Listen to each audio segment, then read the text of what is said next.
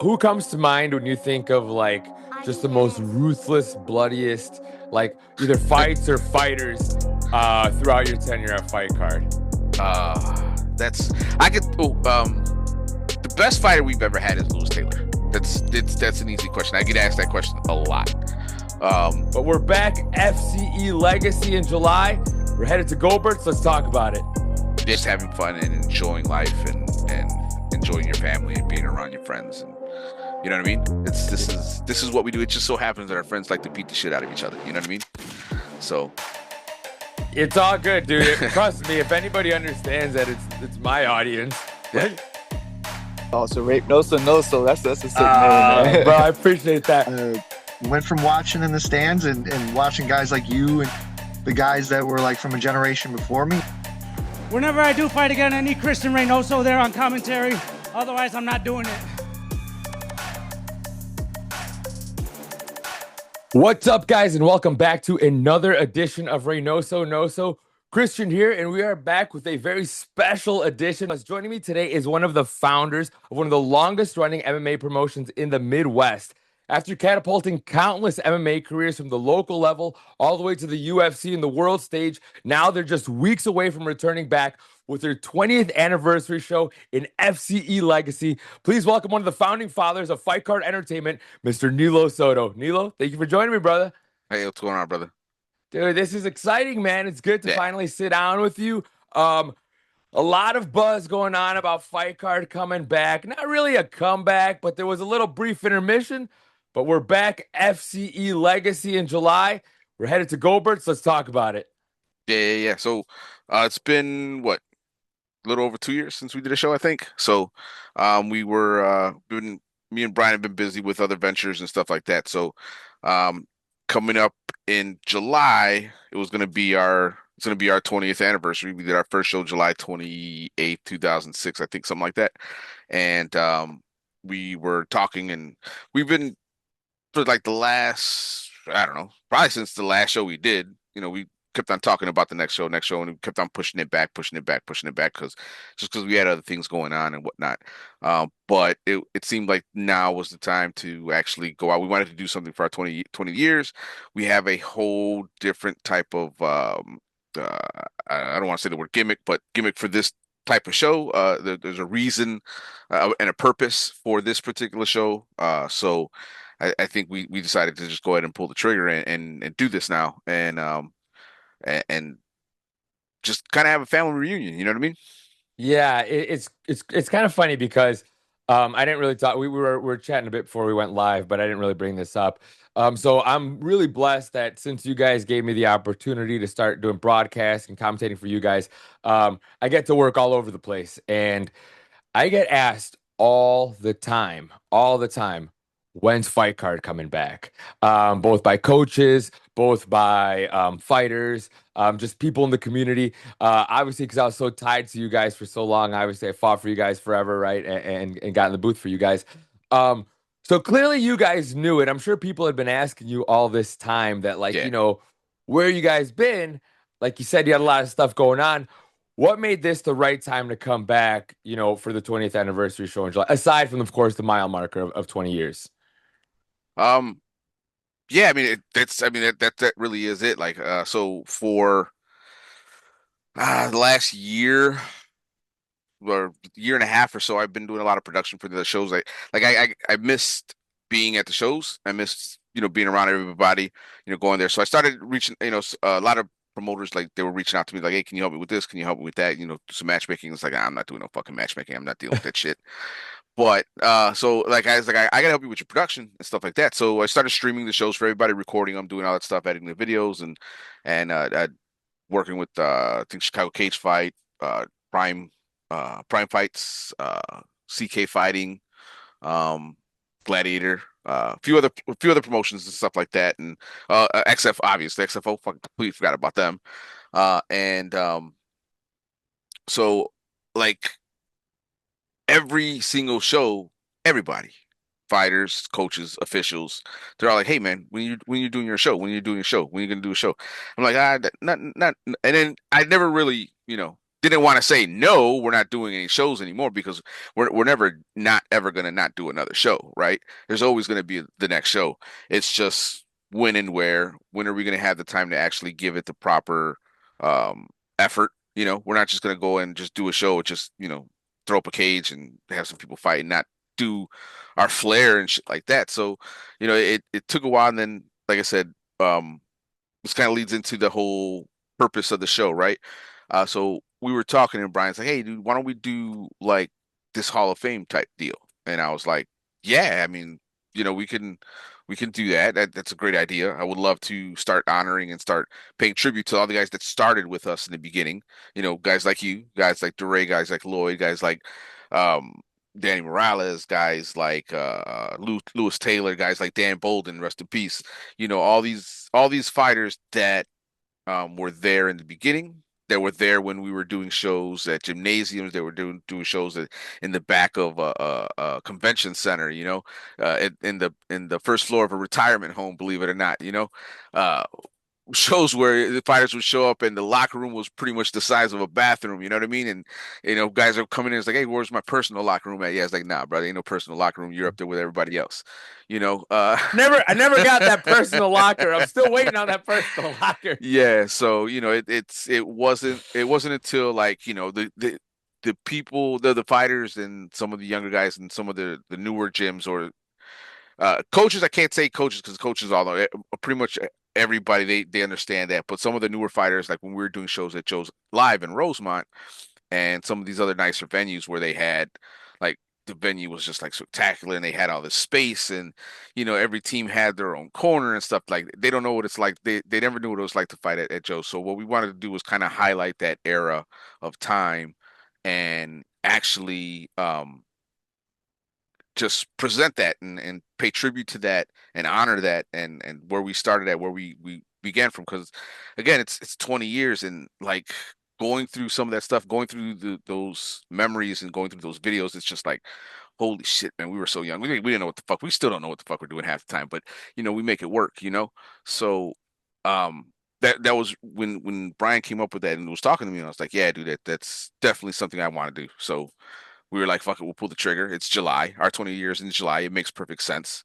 And that's pretty much how it came together. So wait, okay. I'm gonna piece this together, Doc, because before we went live, and one of the things that you guys wanted to do, like, okay, definitely wanted to come on and break some news live.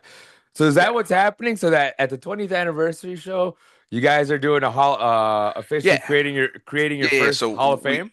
yeah, so we have like a select group of people that we're gonna go and um might as well go ahead announce the first person. You're the first person. We're gonna and make the first official announcement. You know what I'm saying? So it's like I know the smile on your face and all that other stuff, but it's, yeah, like, dude, you were there. You and Eugene Anthony were the two first guys that actually stuck with us. Like everybody else that was on the very, very, very first show that me and Brian went to, it wasn't our show. I was actually helping a friend of mine um, with a show. I did some flyers for him, and that's how I met Brian. That's the first time I ever met Brian. And we both happened to be there. Brian was a friend of my cousin's.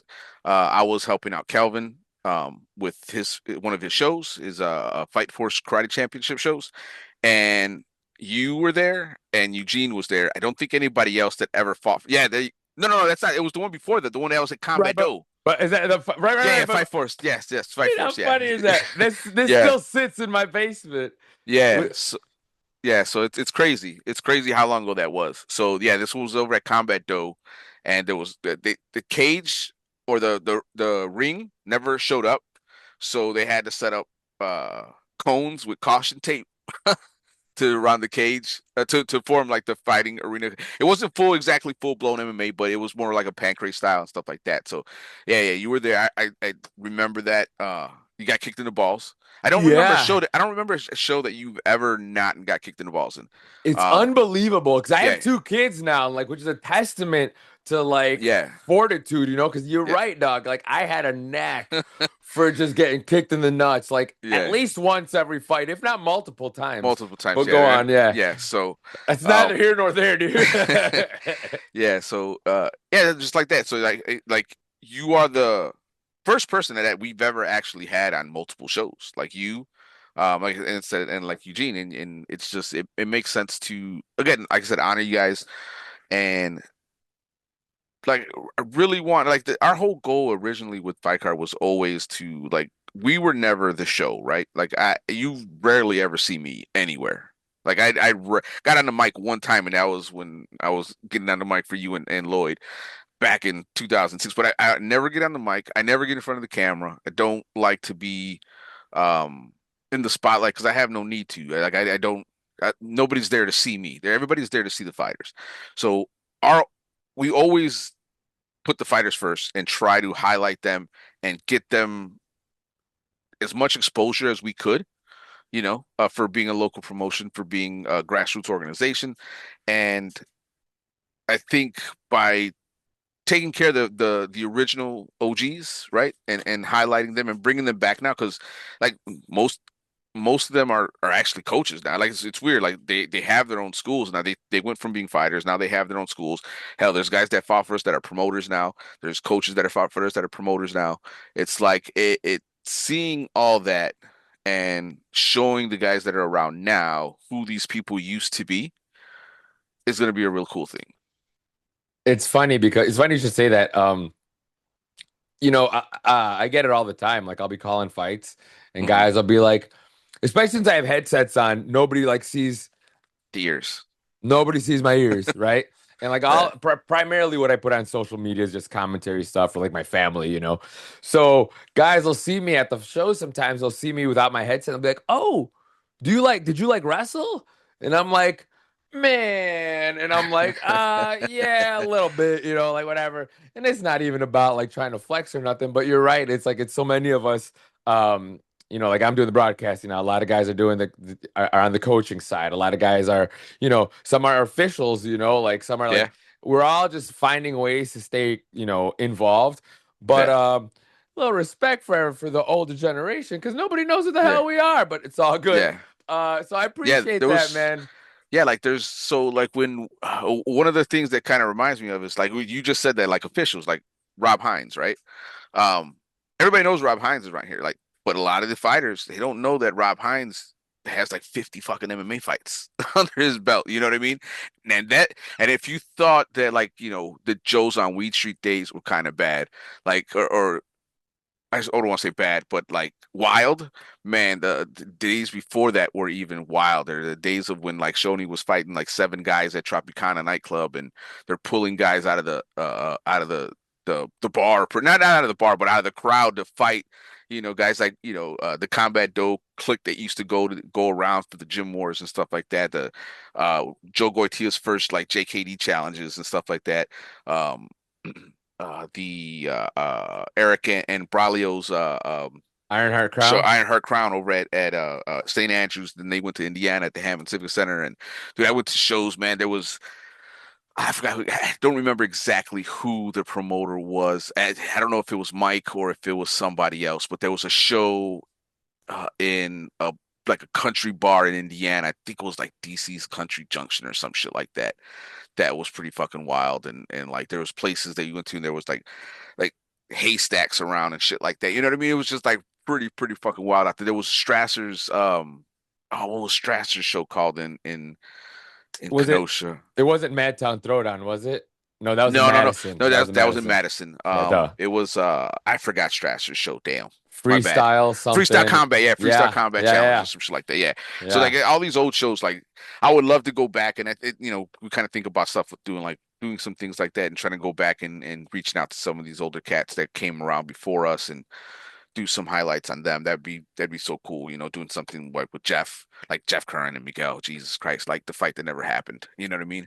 Uh, it's just so that I think that's my main goal going forward. It's not going to be so much to be doing shows every 6 weeks or every 8 weeks or every 2 months or whatever the case is. We'll do shows when appropriate, and all our shows are going to be literally paying homage to the past and paying homage to the people that support the community, the people that make the community possible, the fighters, the coaches, staff, DJs that go to every single show, cameramen, it don't matter, officials, guys like Brian Pacillo, guys like Mike and Nick Sim, Rob Hines, Rob Madrigal, Brandon, all the judges, Scotty, everybody that's there around this area because it literally is. I mean, outside if you go a little bit deeper into Milwaukee, but even you go to Milwaukee, you'll see Gabe at that show doing Yeah. judging the Milwaukee shows and judging APFC and stuff like that. So it's for as popular as the sport is, the sport is as big as the sport is when you go to these local scenes and you have these little regions and little areas, it's all the same people that run these shows and it's really really cool. I think so. There's promoters, obviously promoters don't get along because it's a competition thing, I guess, but for the most part, it's family. And I just want to start highlighting that and showing that, and then obviously showing a lot of these young kids, man, because I went to a show. Um, it was I forgot it was like a couple months ago. I forgot what show it was, but there was this kid. He was like he just turned 18. He fought and like he was like he didn't like I don't expect people to know who I am, right? Because again, like I purposely stay out of the spotlight. But there's other people that, I expect them to know because it's like they're staples in the community. And it's like, hey, I was talking to him and stuff like that. I was just shooting the shit with him, right? It was his very first fight. And he ended up winning. He ended up like choking the kid out in like less than a minute, which was pretty cool. Had a decent crowd there. But it was just like I saw him sitting down in the chair and he didn't have his head down in his hands, but I can tell that like he was kind of nervous. So I was like, "Hey, dude, hey, kiddo, what's up, man? You fighting today?" He's like, "Yeah." I was like, "It's your first fight?" He's like, "Yeah." And we just kind of started shooting the shit like that, and I started naming names, and like I noticed as I was talking to him about things and stuff like that, like he had no idea the people I was talking about, and it was just like, all right, well that kind of needs to change a little bit, you know? Yeah. Yeah. Yeah. So Yeah, that's it's funny because like you bring that up because that happens to me all the time. yeah, Like I'll be at a show and maybe there's like a veteran on the card, and then there's like some younger guys, and I'll be like, isn't it pretty crazy that like whoever like Josh Neer is on the card or is in the yeah, house, and guys are like, and I'm like, who Josh Neer is, right? And they're like, uh, and I'm like, you don't like so like you say like just there's certain names that to you and I. yeah, And moreover, like locally, there's yeah. some names that like for sure should like set Everybody should something, know. so Yeah, ring a everybody should know. bell. Yeah, everybody should know. There's a couple. There's it's weird. Like the names, they might not have gone far, right? They might not have gone far, but like you can tell that these newer generation doesn't know who they are, and I would like for them to know who they are. It doesn't mean that they're better, they're worse, or whatever the case is, competitive wise or skill wise or anything like that. It's just know where your community comes from. Know where that is, and because it's important. It's important. Like all that stuff is important to see that, and it will have it at the end of the day. They'll have a greater respect for everything that they have and all this stuff they have. Because like, dude, there's shows every fucking weekend, 2 shows a weekend. It's like that should never happen before. There's a show like once every 3 months, every 6 months. There was a show, or something like that, right? It wasn't until like until we got well in our way where there was a comfortable amount of shows and it was starting to get, like, all right, there's something to do every weekend. You don't have to drive as far. Like you don't have to drive to the middle of nowhere, Iowa to go to a show. So I like I said, I like to highlight and I think people would be interested in that. So that's kind of like again, like I said, that's the my goals now are kind of like to start doing small pieces like that and we'll see what happens. I like I said, obviously I have close ties to you guys. So as soon as the fight card return Yeah. became a thing, people were messaging me, and asking me about like about the card and like how to fight on it and who's gonna be on. How's the card coming together? Are you guys dealing with Yeah, that so already? And yeah. So it's coming together. It never comes together as fast as I would like, but I am doing the match. I strictly gonna take over the matchmaking for this, like just like the old days. So got a handful of fights set so far. I got plenty of spots, plenty of open spaces for everybody. There's enough room for everybody on the card. It is an all amateur card, so and skill level is gonna range from beginners. I probably had, I know right now I got like a 25, 35, 40, 45, 55, and 70 that are making their debuts. So those are always the fun ones. So I'm looking for opponents for them right now. And then we'll get those guys matched up. I got like 4 bouts right now, 100% confirmed locked in, another 3 that are on the way. So I'm aiming I don't want to do too many fights. I don't want to be there all day, all night. So, but I do want to have a nice number of fights on the card. So I'll be booking guys all the way up until like a week or two out, just to make sure that that we have the proper amount of fights and have enough time to get all the paperwork in and everything. Things are a little bit different now. They're a lot more safer and a lot more regulations. So, which is a good thing. Not always, it wasn't. Yeah, I know. It was great. It was like, hey, I'm old school, dude. yeah, I know. Nah. Just show up, man. Just show up. You got your blood work done. Yeah, all right, cool. You're good. You're good to go. Honestly, I have an idea for you, not to interrupt, but Yeah, let's keep it old school. We're celebrating the anniversary. You said you got all these fighters under 170, bruh. I got the answer. You yeah, have them do an 8-man tournament, 170 and under. They all yeah. fight each other. They all That fight each night, other. you get all these Amis walk out with like 3 fights experience. You get Yeah, you get a king of the lightweights, and you really honor the old days yeah, of like definitely. I would love to do that.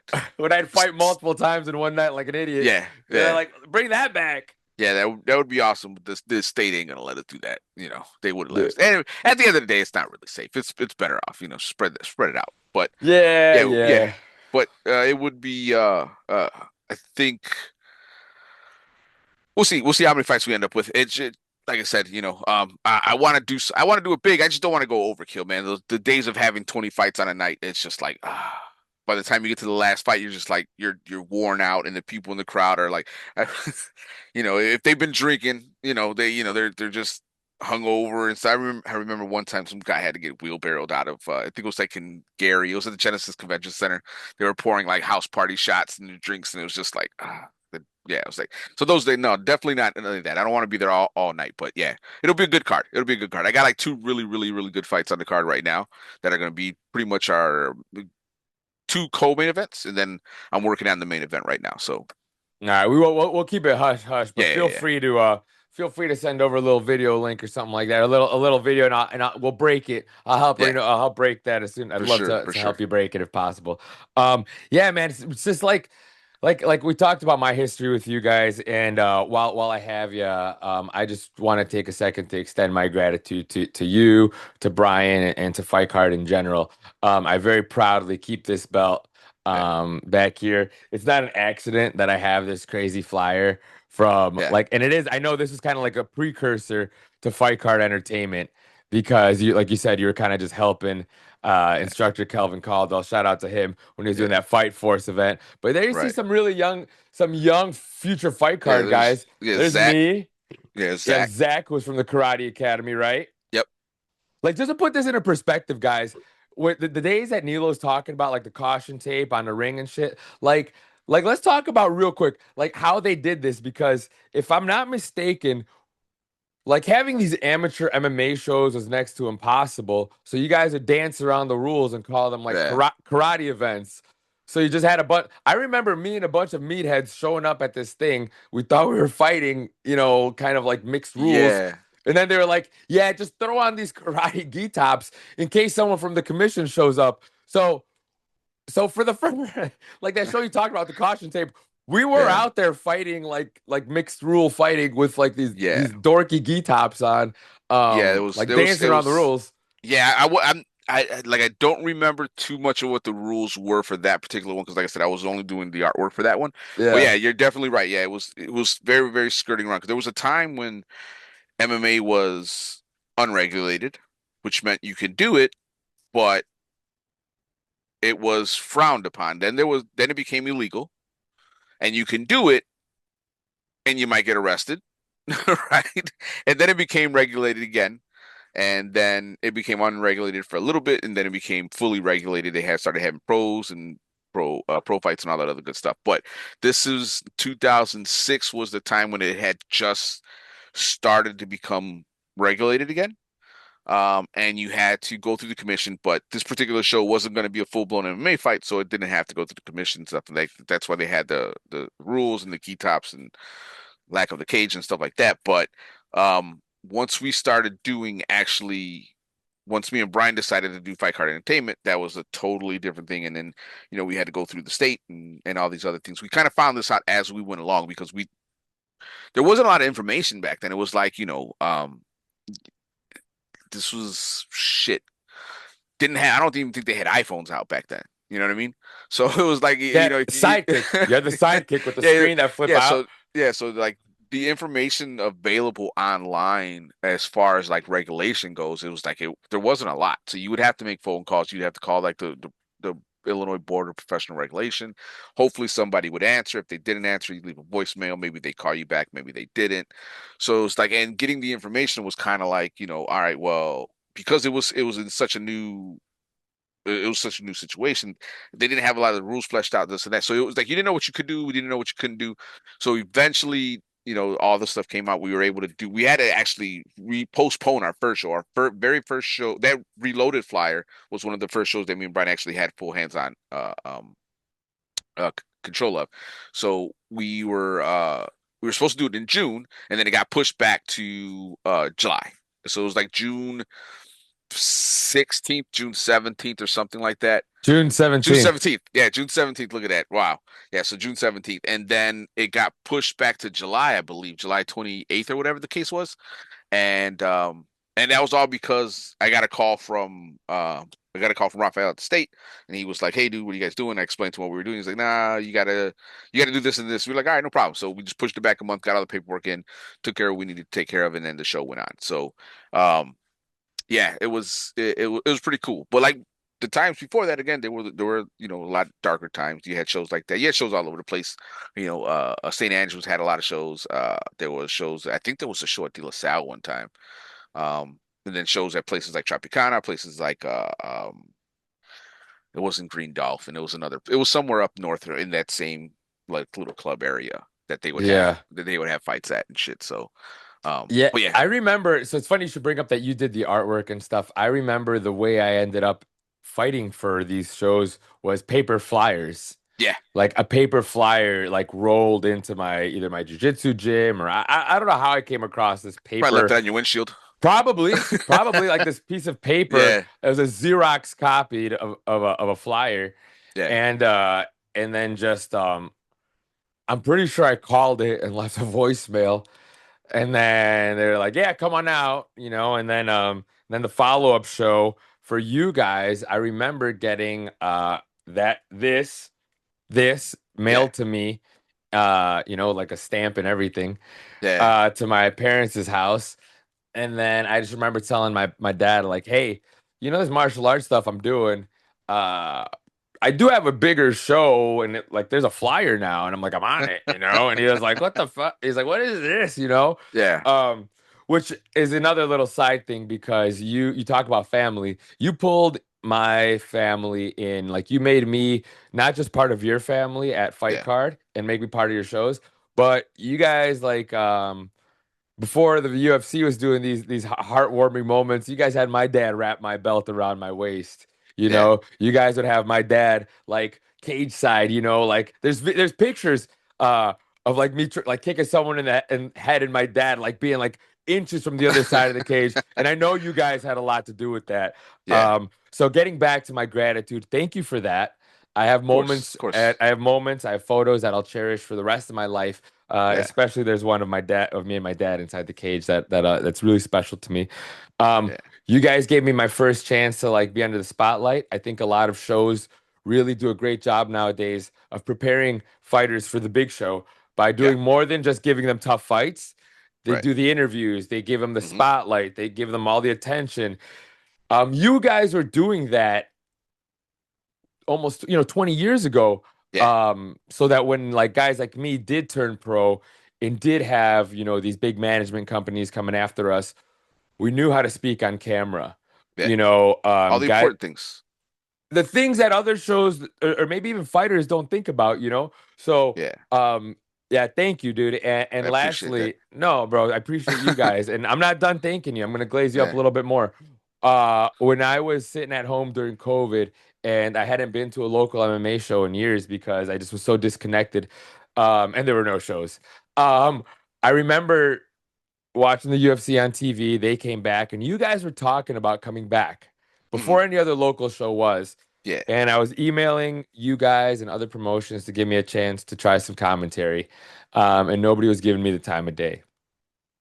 And you guys brought me back. I think it was May 29th or May 30th. It Yeah. was your first show back. And you guys gave me and a lot of these other old school guys that you like to spotlight, me, Lloyd, even guys like Tyler Jones got his first crack on the mic, thanks to you guys. And everything, all this Reynoso, Noso, my MMA career, um, none of it that chapter can't be written without a big asterisk in it that points back to Fight Card Entertainment. So Yeah. for that, all that. Thank you, bro. Thank Brian, Yeah, and thank you to Fight Card Entertainment, man. appreciate that. Yeah, yeah. I mean, that's one of the things that that's one of the things that we chose to do to stand out. It was like, what can we do for the fighters? Well, we don't train fighters. I can't make you a better fighter, And what skills do you guys need to do once you get to that next level? And it's like, well, they need media training. They need to be able to be comfortable in front of a mic. They need to be comfortable in front of a camera. And so we try to highlight it. And obviously, you use that and you sell more tickets and you hype up the show. You make it bigger, better all the time. And those were the things that we brought to the scene. Like I'm not gonna say I'm the first person to put fights on YouTube, but I think I am the first. I think so. You know what I'm saying? It's like, it was funny too because Brian was like, "You're giving the fights away for free." I'm like, "Yeah, dude, we just put it on YouTube." He's like, "We can't sell it." I was like, "No, dude. I mean, how are you gonna sell them? It's YouTube." I had explained to him what YouTube was. I explained to him, because he's not the most technical guy, but so these were all like new technologies, new websites and stuff like that. Like here's we first started promoting our fights on MySpace. So for you people that don't, for you young fighters that are not sure what, you don't even use Facebook and stuff like that because it's for old people. MySpace was the predecessor to all that stuff. So we were like, people started reaching out to us on MySpace, and it was just like, it was an easier way for fans to communicate with us, to tell us what they wanted and stuff like that. So it pretty much just grew from there. So it was just a natural transition to when YouTube started, allowing people to upload videos. We started uploading fights and stuff. I was 100% sure they were gonna take us down and ban us, but they didn't. It was pretty cool. And then we just started going from there, doing highlights, doing interviews, doing just all kinds of stuff, and getting everybody ready, because those are the skills you need. You have to have those skills when, like, fighting. There's It's a business. If your goal is to get to the UFC, which every fighter has that dream and stuff like that, but if you're being realistic, right? If you want this to be your career, you have to be able to sell yourself. Your fights are great. The best fighters in the world will rise to the top. You will get there, but if you don't know what to do when the camera's on you, you just lose all of that aura, right? There's a reason why that you see these guys that are I'm not gonna say any names, but I've seen plenty of fighters get there. They're good fighters, they're great fighters, and then they just have no following. They have no audience. And then what happens? They don't get the main event fights. They don't get the championship fights. They don't get the title fights. I've seen it happen to champions where it's like, this dude's a champion and he's never fighting. He's fighting on a free show. You know what I'm saying? It's just like, all right, well, it's these are important skills to have. And if you know what, your fighting skills will always show because you're in a fight. You have no choice. You have to do the fight. But if you get there and you can talk, if you get there, you know how to handle yourself and you know how to do these things, it's like, all right, it's just like, it's a no-brainer. Boom, this kid has it. So it's important. So, and it's really cool what you see now. Like, you go on Instagram, you go on Facebook, you go on all these social and YouTube and stuff, that you see these younger kids that are creating content. They're doing their own thing, which is really fucking cool. You know what I'm saying? It's like, it's rough. It's not as polished, but it's so awesome. They're one of the things that kind of kills me is the people that hold the little microphones. That's Yeah. annoying. It's annoying as fuck because they get a real microphone. Just use a wireless mic, just whatever the case is. But I get it. It's a thing. It's a fad, whatever the case is. And so it's really cool seeing them do that with bringing that stuff to their stuff, because you see guys at the gym all the time. I know there's this one kid. I want to say his name was Mario. But he's going around, he's shooting all these promos for Steve's show, and he's doing Mario Alvarez. Yes, yeah. Varez Vision. There you Everyone go. check him out on Instagram. Yeah. Check him Good out kid. on Instagram. Good kid. Real good like, kid. but real good, young. I want to Talented. Really talented. I don't even think he's 21.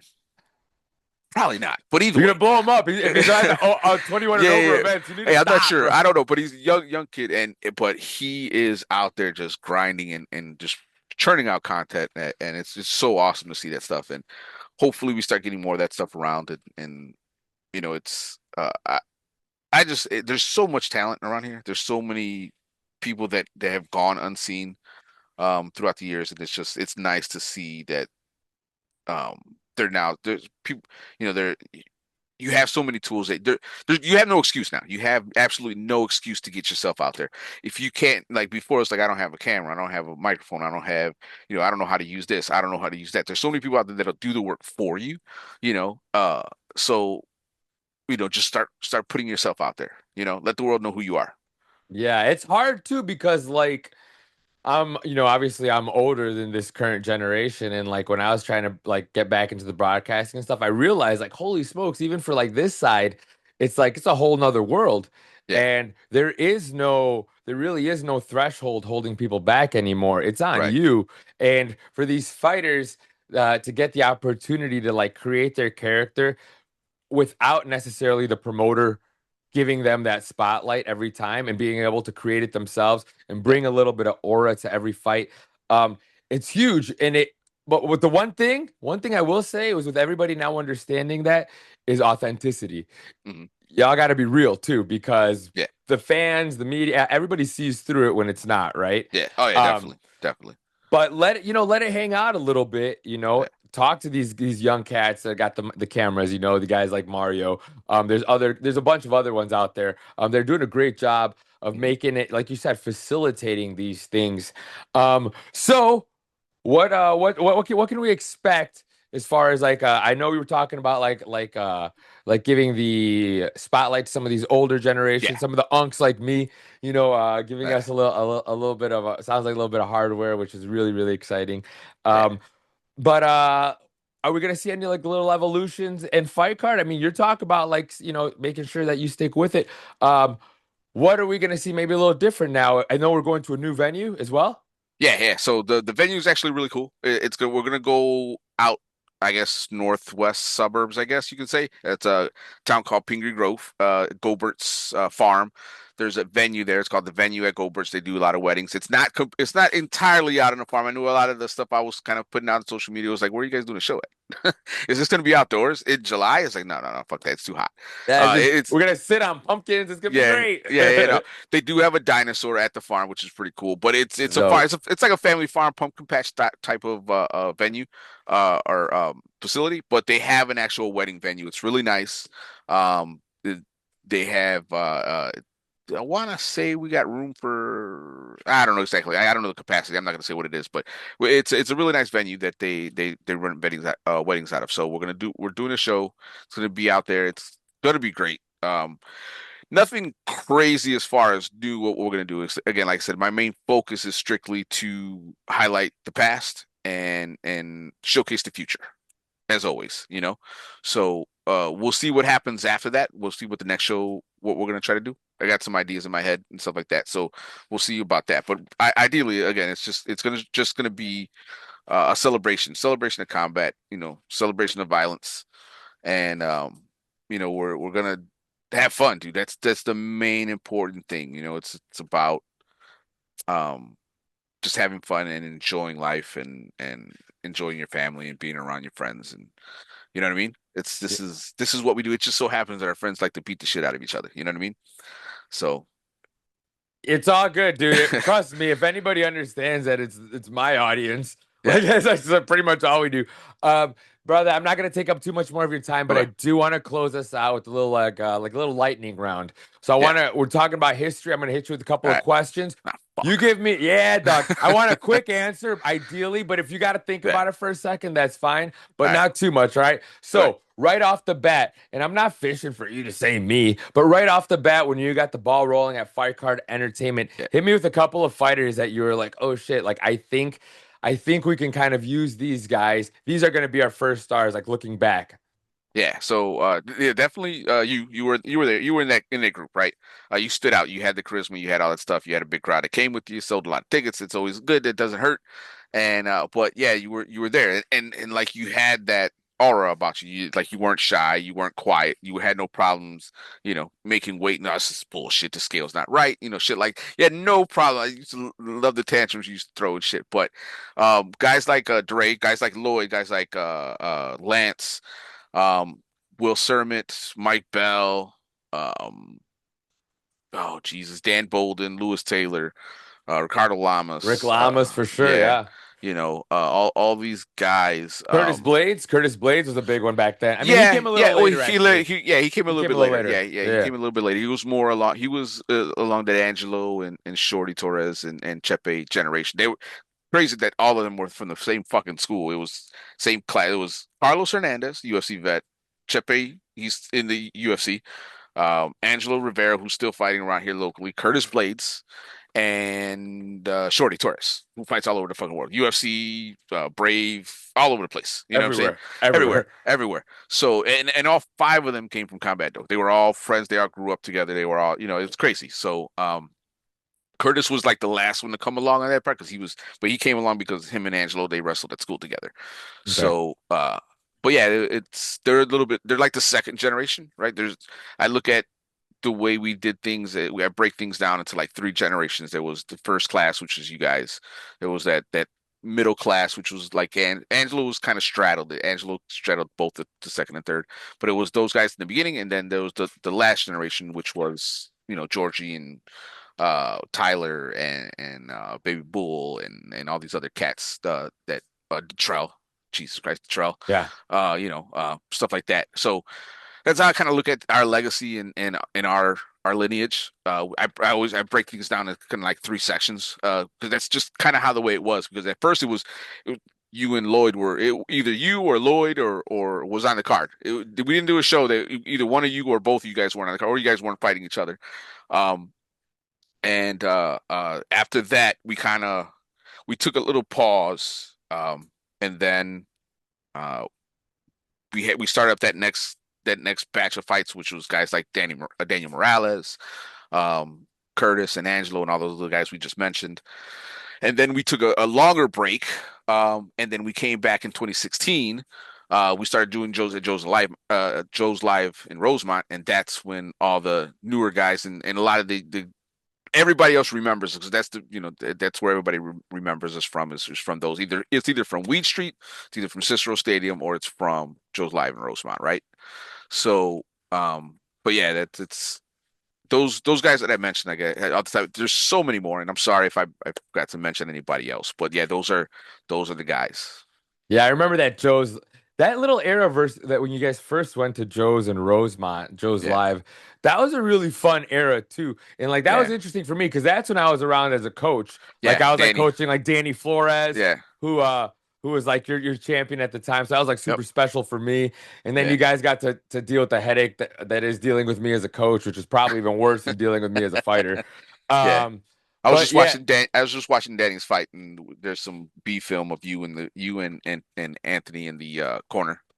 oh, we're just talking Yeah, shit, right? yeah. Just You being guys you're just screaming at the cage. Like, I got okay, a good shot of you. I was trying to use it in a video, but it didn't match up with some other stuff. So I'll dude. make it work. I'll make it work at some point. My man. All right, cool. So we've got that. Hit me with what is the craziest fight card event that you remember? Now, it doesn't necessarily have to be a good event. You could be like, it was a disaster, and that's why I remember it. So hit me.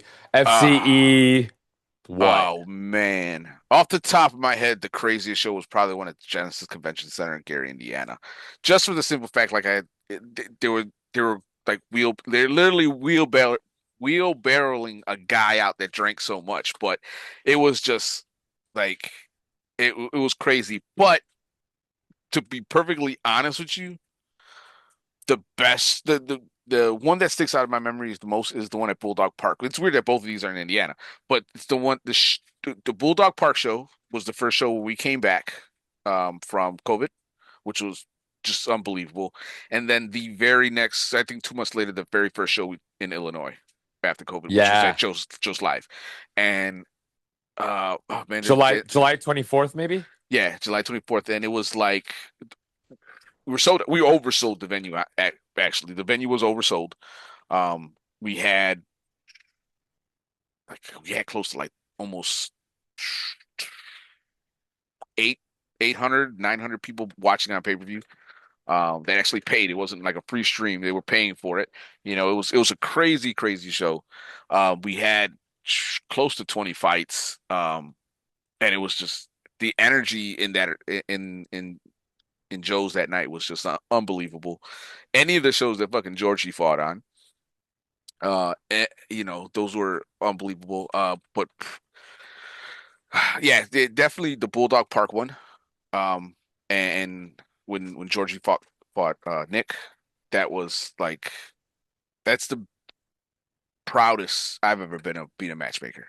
It took me 4 years to make that match happen organically. You know what I mean? Yeah, yeah, yeah. It's just like from the time they started, from the time the both of them had their very first fight, amateur fight, to the time they fought each other, which I want to say was both of their last amateur. It was Georgie's last amateur fight. I believe it was Nick's last amateur fight as well too. To end that way and to have Angelo in the middle of all that, you know what I mean? Yeah, right. The story that we told with Georgie was our best work. It's no disrespect. It's no disrespect. I'm not saying that he's better fighter than everybody that ever fought for us before. None of that stuff like that. I'm not. It has nothing to do with. I'm talking about simply just the story that we told with him. It's like one of the most proudest things. One of the most things that I'm most proudest of Fight Card Entertainment, and it's just Yeah. like that's a story to be told a little bit later, maybe next year when we do our next show. Maybe his story gets told this time, but for now, it's more about you guys. That's really what yeah, just, yeah. Those shows right there, those shows, and then. I keep thinking we're gonna stop right there because I'm gonna keep naming shows and shit like that. I'm gonna start thinking about all kinds of shows that we did and stuff like that. So All good. yeah, All good. One more. Maybe one more. I don't know. I'll hit you with yeah, this one though. yeah. Give me the who comes to mind when you think of like just the most ruthless, bloodiest, like either fights or fighters throughout your tenure at Fight Card. Uh that's I could. The best fighter we've ever had is Lewis Taylor. That's an easy question. I get asked that question a lot. Um, Lou was just like as far as raw talent, like unrefined talent, like just the first time I saw him fight, I probably wasn't training for more than a week. I don't say obviously great collegiate wrestler, great, traditional wrestler, right? But as far as MMA goes, probably wasn't training all that much. He bench pressed the guy over his head, like fucking Ultimate Warrior and shit. Like literally, like did that with him, dropped him on his back, jumped on him, hit him like 2, 3 times. The fight was over. I think that was like at like Combat Doe, like whatever show. Then he fought on our show. He tore this guy up really quick. Just unbelievable talent, right? Um, did have didn't play any games, so he did have that ruthless aggression, but the nicest guy in the world. I can't like you're saying like the most ruthless, ferocious guy. I don't know if that's him or not because he's such a nice guy when he's not beating the shit out of you. But yeah, the most ruthless. That's hard to say. I don't know. I don't know if I can answer that one. No, that's fine. That's Yeah. fine. It's a good, and that's a good answer because I like bringing up guys like Lou Yeah. because he's I remember when I was fighting, I'd watched him fight, and I remember us being on a poster together, and you guys Yeah. put me in front of him, and I was like, "What are you guys doing? That guy is like a savage." But I remember seeing him fight, and I remember he had like a wrestling background, and he was just mowing through guys.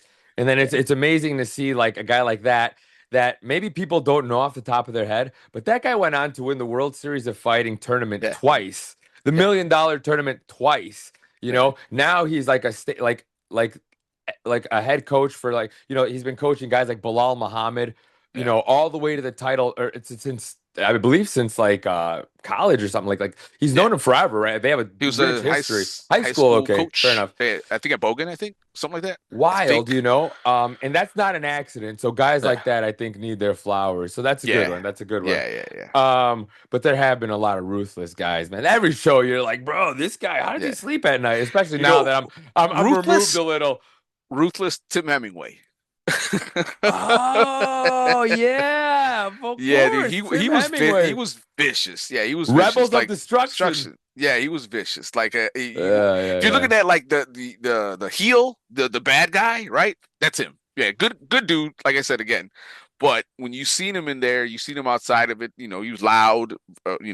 And stuff like that. It was like, yeah, you could throw him in there. The guys that didn't play any games when they're in there, guys like DeRay didn't play any games. He just went in there, did Lloyd what he was had to. ruthless too. Lloyd was Lloyd, ruthless. yeah. Lloyd hit me so hard. 20 years Yeah, later, I'm still like, man, he hit me so hard. yeah. Will Sermon was just a grinder. Yeah, yeah, yeah. Oh man. Not Brandon Del Prado, but Mikey Welch. Oh yeah, Team Cologne guy. Yeah, 135 pounder. Like there was a fight. He fought. He was. I want to say he was something like 4-0 or 5-0, 5-1, something like that. He was fighting this other 135er who was supposed to be like the real deal, and they were calling him out for a while. And Mikey was a very, very quiet person. Like I don't think I've ever had more than 3 minute conversation with him personally, which is wild. Like, he's very, very quiet. He'll smile at you, this and that, whatever. But I don't this was at Joe's on Wheat Street. This other 35er that was fighting in the area fought on our show, fought on a whole bunch of other shows. I want to say he was like six. He had a better record than Mikey because he had like more wins than Mikey. And they fought, and I've never seen someone dominate someone with as much as that. There was two fights. There was that fight where Mikey just like literally took that dude's soul. Like he smothered him. The guy had no chance, whatever. And it was the reason why it was interesting. It wasn't just like a domination. It was the fact that the other guy was talking so much shit. His team was talking so much shit. And the whole time Mikey just had a blank look on his face, like, all right, well, we'll see when we fight. Yeah, You know, right. didn't respond to it, didn't everything, just like total like fucking serial killer look on his face. No emotion, no nothing. Got into the cage, beat the fucking shit out of this dude, gave him a hug at the end of the fight, and then went home. There's something. Didn't even go like as much shit as they were talking, like I would have been talking mad shit the whole fucking time. It's kind of like Yeah. Conor and Khabib. Conor or Khabib's beating the shit out of Conor, talking shit to him while he's beating his ass, right? Because it was so personal. No, it was just like another day at the office for Mikey. It was crazy. And then there was another fight. This kid by the name of Enrique, he doesn't fight anymore. He maybe had like maybe one or two fights after that. He fought another guy. Um, that was actually very, very well had he was undefeated at the time. And Enrique, like that was probably the worst like physical beating I've ever seen. He put on him. I'll show you the fight. I will talk more about it after. I don't want to because I don't like to talk about the No, guys. you're good. I don't like to talk about the guys on the other end of it because it's like I'm not trying Fair to embarrass enough. everybody. You know what I'm Yeah, saying? But yeah, I hear you. but yeah, it was that was whew. I know you probably remember it too. So, but anyway. It does ring a bell. It's all Yeah. of these fights ring a bell. But yeah, it's cool to go down memory lane and to to acknowledge these guys and give them a little love, and then it'll be funny, like if we reconvene in the future to kind of see like it's funny to watch the newer guys become veterans, and we'll see whose name we're still talking about, in the future. Yeah, we'll see some of these. We'll see some of these kids that we're talking about today. Like 10 years, they're coaches and they have fighters of their own and stuff like that. Because that's how it ultimately goes. I mean, it's like, you can look at, a lot of these. Like you can look at a lot of the big gyms, and you can point, with the exception of like a handful, you can point to somebody else that they came from, right? You guys like, either or maybe they were a Combat Do guy, maybe they were one of Goitia's guys, maybe they were from one of Kern's guys. Look at Joy Deal, right? Has a great gym right now and stuff like that, and he's one of Kern's kids. I don't want Kern's kids, but I don't want to refer to them like that. But you know what I mean. I know what you mean. The lineage, yes. The lineage, right? You got guys like New Breed and all these other guys, and they've had students before that broke off. Bob kind of has his own gym and stuff like that, and you look at the Sims, and they're doing their jujitsu thing at the other places and stuff like that, and one day their students are going to be out and have somebody, Yeah. You look at Rich. Like Rich was at, I want to say he was at Hackney's and then MTC's and stuff like that before he before he had Maximus, Right, and it's right. that now he has like a huge fucking awesome gym. So it's cool to see that. Like like they like every gym. I want to say like I could say like 90% of the gyms that you look at, you can trace their lineage back to somebody else. Right. It's like a traditional martial arts thing. Yeah. No different than like karate and stuff like that, and all these other things. And mixed MMA has become a traditional martial art. It's a mixture of everything, but it's become its own thing, and it's very fucking cool. Yeah, if you think about it, like if the handful of people that were around in those early 2000 era, Yeah. everybody is just a branch, right? We're all just Yep. branches Yeah. off of the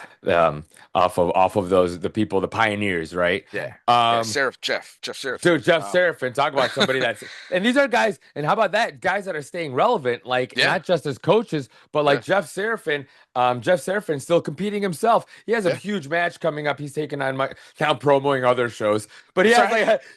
like I got to call his match against like this guy Michael Muter, another really good black belt. These are Yeah. OGs of the game, Yeah. that are still in it. They got It's a cool to see rematch that. coming up, Yeah, and like to it's see. cool. The Yeah. branches are growing. Yeah. Brother, tell me, my friend, how are we going to wrap this up? We've covered so much. We've honored so many legends. What can fight fans look forward to, expect to see coming down the Listen, pipeline as we lead up to FCE Legacy? we're going to start announcing matchups soon. We're going to start announcing fighters that we're going to be highlighting soon. So just stay tuned to our channels, Instagram, Facebook. We'll put everything out there like we normally always do.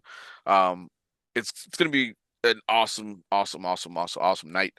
Come out, grab your tickets now. Get your tickets because they're going to go fast. We're already selling tickets and we haven't even announced the fight yet, which is crazy. Sold like 3 tables already, I think. And it's just like it's going to be great. I want to see everybody there. Fighters, if you ever fought for us, hit us up. We'll get you in. You don't have to pay, right? What a good guy. What a guy. That's one of the rules me and Brian have always had. If you bled in our cage, you won't ever have to pay unless you're a dick, right?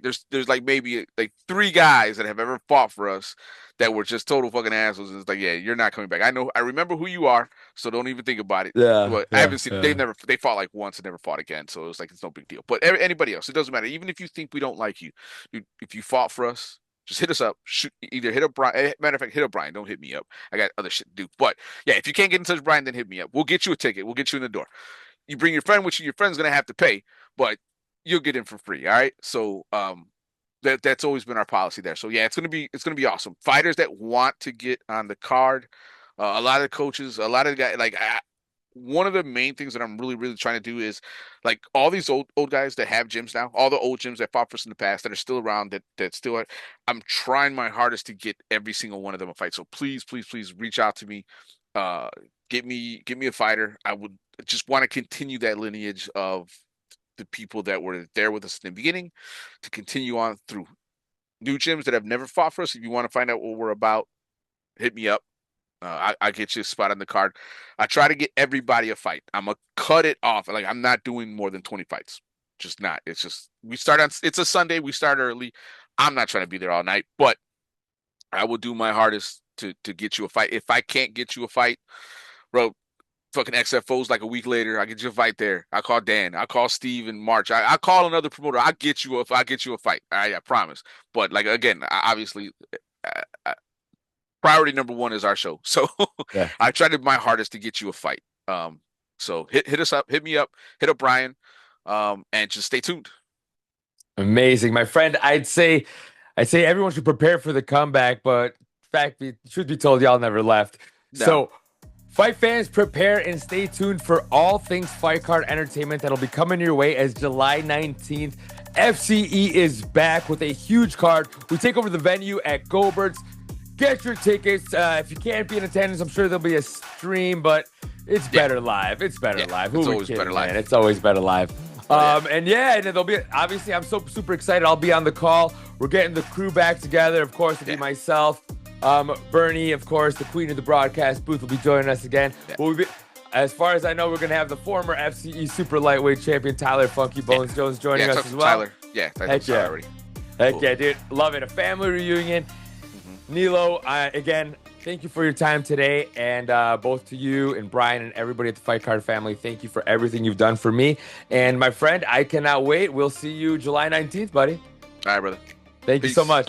Later, brother.